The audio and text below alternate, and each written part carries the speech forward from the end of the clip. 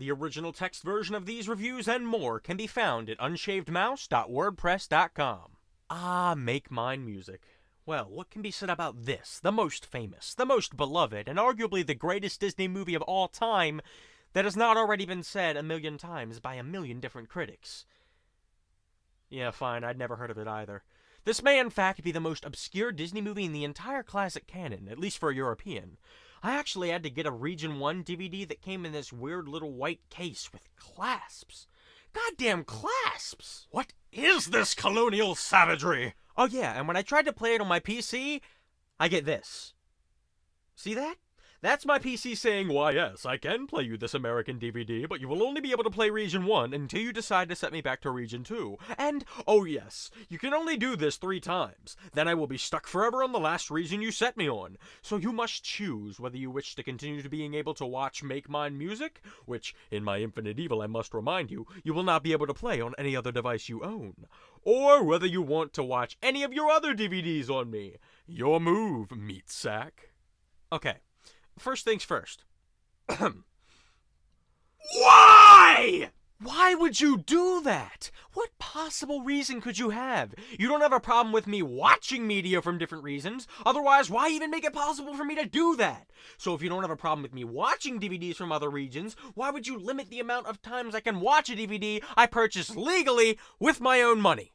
Why? In a time when piracy is supposedly killing off physical media and making it necessary to try and force through draconian legislation that effectively gives movie studios control over all content on the internet, why am I being punished for playing the game fairly? Why can I only use this function 3 times? What is this demon monkey paw bullshit? I repeat, why would you do that?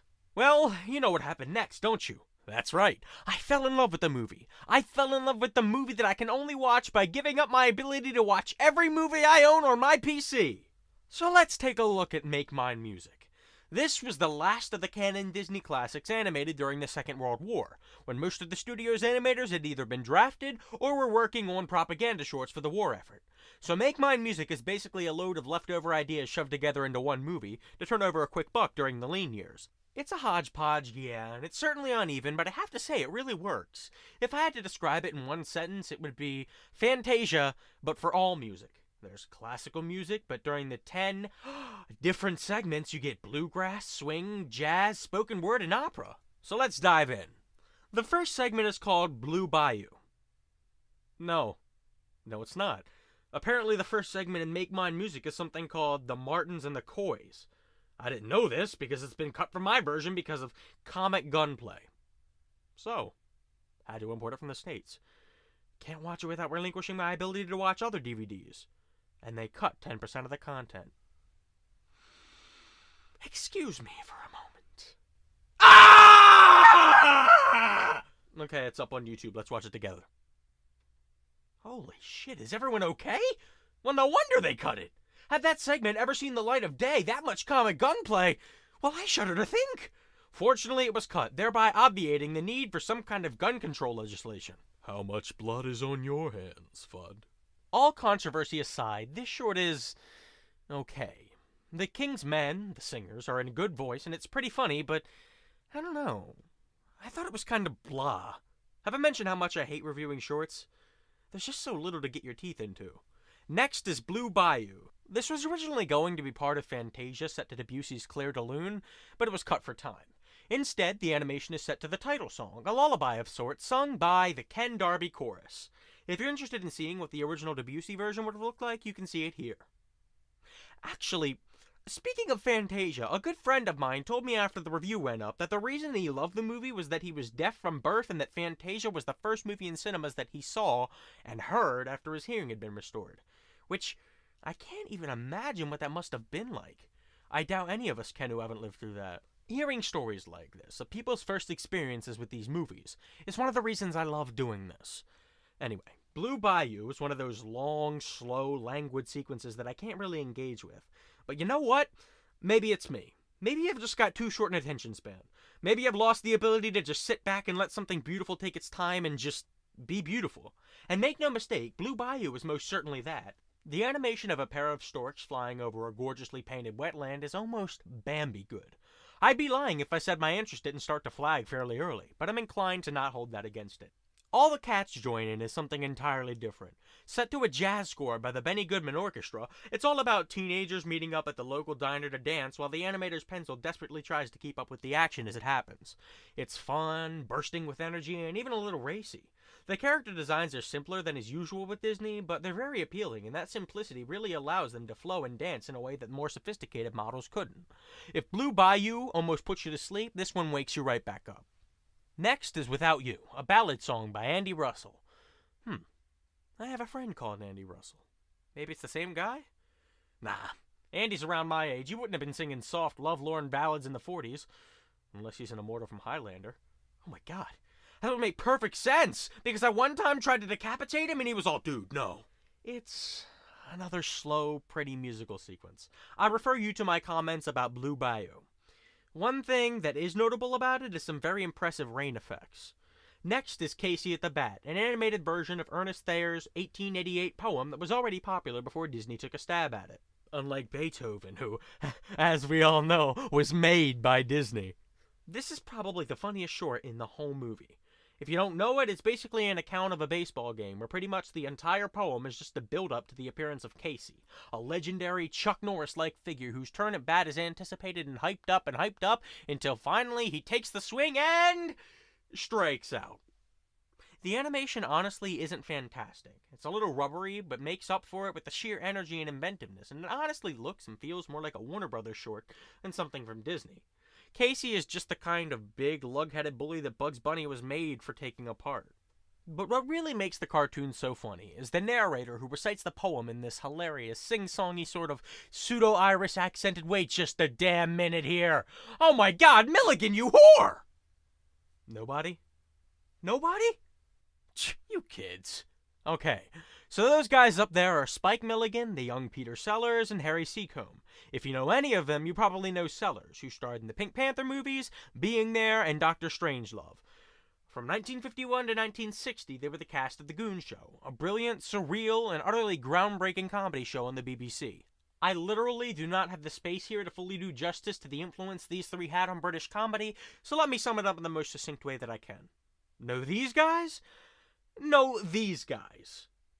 So, why did I just give Spike Milligan an Unshaved mouse shaming? Because as well as writing perhaps as many as 200 episodes, bulk of the series, Spike voiced many of the characters. And one of his stock voices was a weird pseudo-Irish warbling that I swear is a dead ringer for the narrator in this short. Did Milligan base the voice on this cartoon? I have no evidence of that, but I do know for a fact that he was a fan of Disney, and that his character Eccles was a pretty spot-on imitation of Goofy.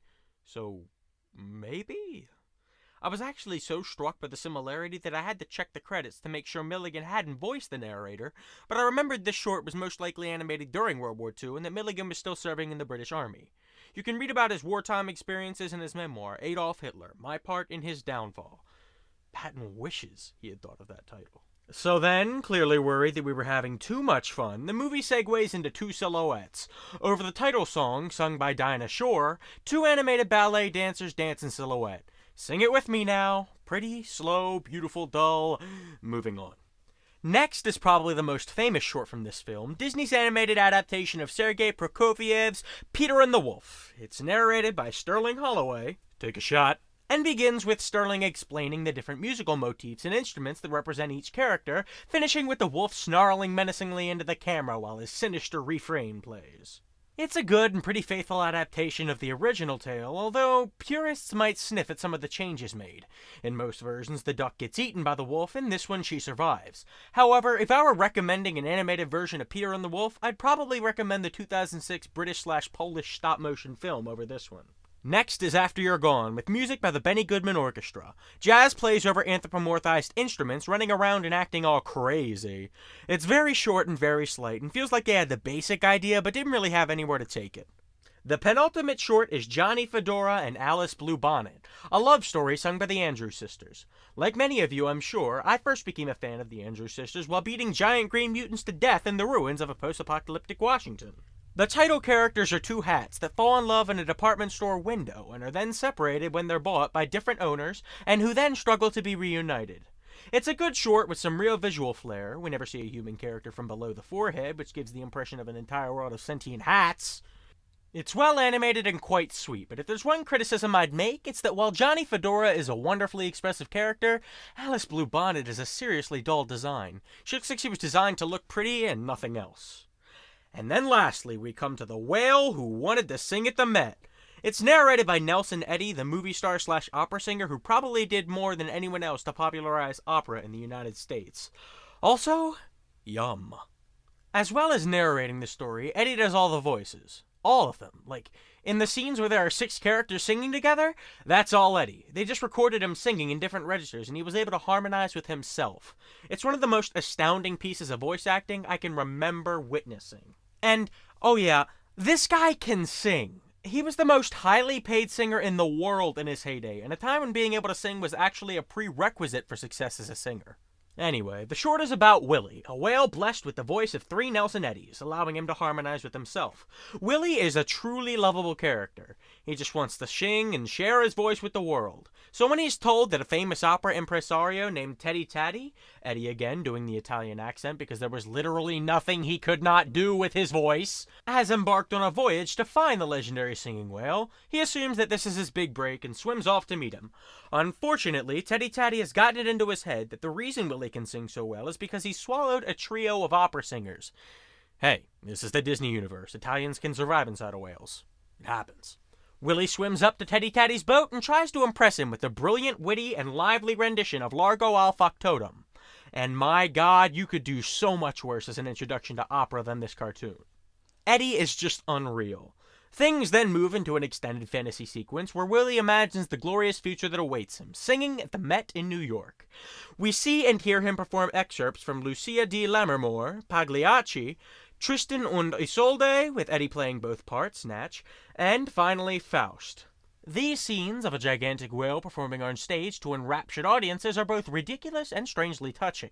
Willie visualizes everyone he knows in the audience. The sailors from the boat, the various seals and pelicans that he used to entertain with the singing. It's a dream that is at once impossible, but incredibly simple and pure-hearted. But then the fantasy is cut savagely short as Teddy Taddy harpoons Willie in the middle of his performance as Mephistopheles, killing him. Yeah, didn't see that coming, did you? Truth be told, this may be one of the most emotionally devastating pieces to come out of the Disney studio that I remember seeing. It's such a bleak, brutal message, totally at odds with the usual Disney, you just have to wish hard enough mantra. This short basically says just because you want it bad enough, just because you've earned it, doesn't mean you're going to get it. In fact, being exceptional will probably get you more hatred and resentment than if you were just normal. If the short went with an angry tone after Willie's death, it could be quite obnoxious and almost Randian railing against the forces of mediocrity, cutting down the Superman. Well, whatever. But instead, it's simply regretful. Eddy's narrator actually goes as far as to say, don't be too harsh on Teddy Taddy. He simply didn't understand. See, Willie's singing was a miracle, and people just aren't used to miracles. Eddy then tells us that in whatever heaven is reserved for creatures of the deep, Willie is still singing in 100 voices, each more golden than before, and he'll go on singing, amid the applause and the cheering forever. The short ends with Willie singing in heaven, pulling back to show the pearly gates with a sign reading, "Sold Out." This ending may strike you as a cheat, but personally I found it incredibly moving. And by the end, I was in tears. Scoring. Animation. 10 out of 20. God, creating these little package films is a nightmare. In some sequences, the animation is great, and some it's subpar. The leads, 15 out of 20. Since The Whale Who Wanted to Sing at the Met is the longest segment, I'm going to take Willie as the main character. And I frickin' love Willie. The villain, 16 out of 20.